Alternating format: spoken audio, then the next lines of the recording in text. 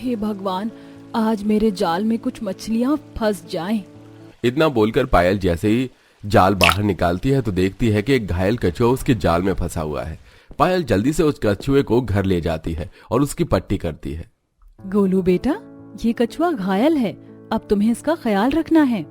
शुक्रिया पायल, मेरी मदद करने के लिए। बहू, ये कछुआ तो हमारी तरह बोल रहा है। हाँ, मैं बोल सकता हूँ क्योंकि मैं कोई साधारण कछुआ नहीं हूँ। इस दुनिया में बहुत सी चमत्कारी चीजें हैं जो लोगों को नहीं पता। तुमने मेरी जान बचाई है, इसलिए मैं हमेशा तुम्हारी मदद करूंगा। बस इस बारे में किसी को मत बताना। तुम फिक्र मत करो, हम किसी को कुछ नहीं बताएंगे। इतना बोलकर पायल नाव में बैठकर नदी पार करती है और मछली बेचने के लिए नदी के उस पार जाती है। मछली ले लो, मछली। अरे बहन, आ गई तुम। कब से मैं तुम्हारा इंतजार कर रही थी। चलो जल्दी से अब 1 किलो मछली दे दो। आ गई फिर से मुंह उठाकर। लगता है तुम मेरा पीछा कभी नहीं छोड़ेगी। आरती, माना कि तुम्हारी शादी अमीर घर में हो गई और मेरी शादी गरीब घर में, पर मतलब ये नहीं कि अब तुम मुझे यहाँ काम करने से भी रोकोगी। देखो मोहल्ले वालों, हाथ में पैसे नहीं थे तो इसके माँ बाप ने इसकी शादी एक विकलांग आदमी से करवा दी और ये मुझे अकड़ दिखा रही है। आरती सभी के सामने पायल की गरीबी और उसके पति का मजाक बनाती है, जिसे पायल सुन नहीं पाती और रोती हुई घर आती है, जहाँ वो साहूकार को देखती है। आ गई पायल बहू, चलो अब ये घर खाली कर दो क्योंकि अब ये घर मेरा है। पर हम अपना घर खाली क्यों करें? पायल, हमें घर खाली ही करना पड़ेगा। तुम नहीं जानती, पर तुम्हारे इस घर में आने से पहले पापा ने मेरे इलाज के लिए पैसे लिए थे और हम वो चुका नहीं पाए, इसलिए उन्होंने हमारे घर पर कब्जा कर लिया है। न चाहते हुए भी पूरा परिवार अपना सामान लेकर अपना ही घर छोड़कर चले जाते हैं और चलते चलते बहू अपने पूरे परिवार के साथ नदी के पास आ जाती है और रोने लगती है। पता नहीं मेरी किस्मत में भगवान ने और कितने दुख लिखे हैं। पायल, तुम रो मत, अब समय आ गया है कि मैं तुम्हारा एहसान चुकाऊं। इतना बोलकर कछुआ नदी के अंदर जाता है और अपने मुंह में दबाकर कुछ हरी घास लेकर आता है। आप लोग ये घास खा लो, इसे खाने से आप पानी में सांस ले पाओगे और गीले भी नहीं होगे और ठंड भी नहीं लगेगी। इसे खाओ और मेरे साथ नदी के अंदर चलो।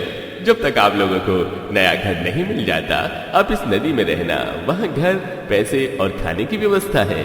माँ, मैं ये घास नहीं खाऊंगा, अगर मैं मर गया तो? बेटा, हम जैसी जिंदगी जी रहे हैं उससे तो अच्छी मौत ही है। पायल का पूरा परिवार डरते हुए जादुई घास खा लेता है, जिसके बाद गोलू, पायल और सुमित्रा पवन को सहारा देकर अंदर जाने वाली सीढ़ियों से नदी के अंदर जाते हैं और वो लोग नदी की गहराई तक पहुंच जाते हैं और अच्छे से नदी के अंदर सांस भी ले पाते हैं। अरे मुझे तो यकीन ही नहीं हो रहा, नदी के अंदर भी ऐसी कोई दुनिया है। ये दुनिया कितनी सुंदर है और यहाँ तो हम गीले भी नहीं हो रहे और ठंड भी नहीं लग रही, गर्माहट है ये। यहाँ देखो, घर भी है। आप लोग आराम से घर में बैठकर आराम कर लो, खाना खा लो और घर में कुछ पैसे भी रखे हैं, जरूरत पड़ने पर उसका इस्तेमाल भी कर लेना। पर मैं तो खेलूंगा, मैं जा रहा हूँ खेलने। इतना बोलकर गोलू वहाँ से भाग जाता है और आसपास की मछलियों के साथ खेलने लगता है। कभी वो बड़ी सी मछली के पीठ पर बैठता है तो कभी नदी के अंदर छोटी छोटी बनी गुफाओं के अंदर जाता है। तो वहीं दूसरी ओर पायल अपने परिवार के साथ एक घर में जाती है, जहाँ पूरा परिवार बैठकर थोड़ी देर आराम करता है और सुमित्रा अपनी बहू से कहती है, बहू, नदी के अंदर दुनिया तो बहुत अच्छी है, पर हम इस नदी के अंदर हमेशा नहीं रह सकते हैं। मेरी भी यही कोशिश है कि हमें जल्द से जल्द नदी के ऊपर ही कोई घर मिल जाए।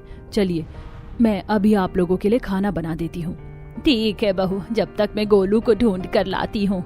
अब पायल बैठकर खाना बनाती है तो वहीं सुमित्रा गोलू को ढूंढ कर लाती है। थोड़ी देर बाद पूरा परिवार खाना खाकर सो जाता है और अगले दिन पायल अपनी मछलियों की बाल्टी लेकर नदी के ऊपर घरों में मछली बेचने जाती है, जहां वो देखती है कि आरती की सास आज उसे खरी खोटी सुना रही है। कल मोही इतने सालों से यहाँ है और अब तक मछली बनाना नहीं आया। जा अपनी उस गरीब सहेली से सीख करा कैसे बनाई जाती है मछली, और ये स्वेटर दे। जब इतनी ठंड में बिना स्वेटर के रहेगी तो पता चलेगा। ठंड में शांति आरती से उसका स्वेटर लेकर उसको घर से धक्का मारकर दरवाजा बंद कर देती है और पायल उसके पास आकर उससे कहती है, अगर अमीरों की जिंदगी ऐसी होती है तो अच्छा है कि मेरे माँ बाप ने मेरी शादी एक विकलांग आदमी से करवाई, क्योंकि मैं अपने पति के साथ गरीबी में भी बहुत खुश हूँ। तू सही कह रही है पायल, मुझसे अच्छी जिंदगी तो तेरी है। काश कि मुझे भी तेरी तरह सारे काम करने आते। पायल, क्या तू मेरी एक मदद कर सकती है? तू मेरी बचपन की दोस्त है। तू रोज मेरे लिए एक टाइम की मछली बनाकर ला सकती है। मेरे घर वालों को रात में मछली खाने की आदत है और मुझे मछली बनानी नहीं आती, इसीलिए मेरी सास हर समय मुझे ताने देती है। पायल, अब तू मेरा आखिरी सहारा है, प्लीज मना मत करना, मैं तुझे उस मछली के 2000 रुपए दूंगी। पायल आरती की बात मान जाती है और मछली बेचकर कंपकपाती हुई फिर से नदी के अंदर जाती है, जहां वो अपने पूरे परिवार के साथ रह रही थी और अगली शाम वो मछली बना रही होती है। बहू, तू तो नदी के ऊपर के घरों में मछलियाँ बेच कर आती है, फिर आज नदी के अंदर बेचने वाली मछली क्यों बना रही है? माँ जी, क्योंकि आज मैं बनी हुई मछली बेचूंगी और ज्यादा पैसे कमाऊंगी। पायल, मेरे पास भी तुम्हें देने के लिए कुछ पैसे हैं और ये तुमने जो मेरा इलाज किया है उसके बदले दे रहा हूँ। मेरे ऊपर से ये पोटली ले लो, इसमें है पैसे। तुम नहीं जानते, पर तुमने मेरी बहुत मदद करी है। मैं तुम्हारा एहसान हमेशा याद रखूंगी। अच्छा माँ जी, मैं चलती हूँ। नदी के ऊपर मुझे अपनी अमीर सहेली के ससुराल ये मछली देकर आनी है। सर्दी में रात को पायल मछली बनाकर नदी के ऊपर अपनी अमीर सहेली के ससुराल मछली देने जाती है और शांति ये सब कुछ देख लेती है। वैसे तो मोहल्ले में दोनों दोस्त एक दूसरे की दुश्मन बनी बैठी रहती हैं, पर अकेले में दोस्ती निभा रही हो। क्या बात है, दोस्त पर बड़ा प्यार आ रहा है। तुम्हें क्या लगा मैं तुम्हारी चालाकी पकड़ नहीं पाऊंगी? माँ जी, इसमें मेरी कोई गलती नहीं है। मैंने तो इससे जिंदा मछली मांगी थी, पर ये मुझे जबरदस्ती बनी बनाई मछली दे रही है ताकि आप मुझे डांटे। आरती, तुम्हारे और कितने चेहरे हैं, मैं तो तुम्हें आज तक पहचान ही नहीं सकी। पर अब मैं तुम्हारी बातों पर कभी विश्वास नहीं करूंगी। मैं यहाँ तुम्हारी मदद कर रही हूँ और तुम मुझे ही फंसाने में लगी पड़ी हो। अरे, तो क्या जरूरत है ऐसी दोस्त की मदद करने की? अब चल भाग यहाँ से, वरना आज तेरी दोस्त के साथ साथ तेरी भी खैर नहीं। सच में बहन, तुम दोनों सास बहू तो बड़ी ही बेकार हो। बेचारी गरीब मासूम इस मछुआरन पर हर समय घमंड दिखाती रहती हो। कोई बात नहीं पायल बहन, तुम अपनी ये बनी हुई मछली मुझे दे दो और मैं तो बोलती हूँ तुम मछली बनाकर बेचो, ज्यादा कमाई होगी। बहन, इस समय मुझे एक घर किराए पर चाहिए। क्या मुझे कोई घर किराए पर मिल सकता है? मेरे पास अभी 4000 रुपए हैं। हाँ बहन, क्यों नहीं। इसी मोहल्ले में मेरा एक और घर है ना जो खाली पड़ा है। मैं तो कब से किराएदार ढूंढ रही हूँ और 4000 रुपए तो बहुत ज्यादा है। ये तो 2 महीने का एडवांस चला जाएगा। तुम कल से ही आ जाना। पायल अपनी अमीर दोस्त के घर मछली देने जाती है, पर भगवान की दया से उसे वही घर किराए पर मिल जाता है और वो खुशी खुशी दोबारा नदी के अंदर जाती है और सारी बात अपने घर वालों को बताती है। अब अगले दिन पायल नदी के ऊपर अपने परिवार के साथ अमीर घर में जाती है, जहां वो देखती है कि शांति आरती को घर से धक्के मार कर निकाल रही है। निकल जा बांझ मेरे घर से। अब तो हमने सारे टेस्ट भी करवा लिए, कमी तुझ में ही है। अब मैं अपने बेटे की दूसरी शादी करवाऊंगी। उठो आरती। आंटी जी, आप ये क्या कर रही हैं? मैं जो कर रही हूँ बिल्कुल सही कर रही हूँ। मैंने बहुत झेल लिया तेरी सहेली को, पर इससे तो बस एक ही काम आता है, लोगों पर अपनी अमीरी का घमंड दिखाना। पर मुझे ऐसी बहू नहीं चाहिए। पायल, मुझे माफ कर दे, मैंने तेरे साथ हमेशा बुरा सलूक किया, पर तू नहीं जानती मैं जितनी खुश नजर आती हूँ उतनी ही अंदर से दुखी हूँ। हर रोज मैं अपनी सास के ताने सुनते आ रही हूँ और आज ये नौबत आ गई कि मुझे घर से बेघर कर दिया गया है। प्लीज तू मुझे अपने पास सहारा दे दे।